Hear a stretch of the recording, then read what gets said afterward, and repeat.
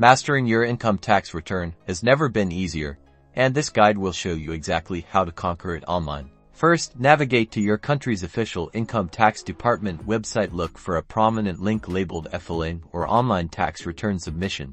Once on the portal, you'll need to log in. Use your registered user ID and password. If you're a first-time filer, you'll likely need to register a new account first, often requiring your tax identification number.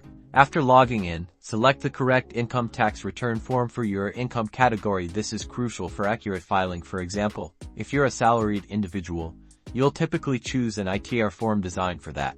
Now, let's fill in the details. Start with your personal information, ensuring all names, addresses, and contact details are accurate and match your official records. Then, move to the income sections, carefully entering details about your salary, any other income sources, and relevant deductions. Many forms will require you to upload supporting documents, such as salary slips, investment proofs, or Form 16. Ensure these are clear, legible, and in the accepted file format, usually PDF.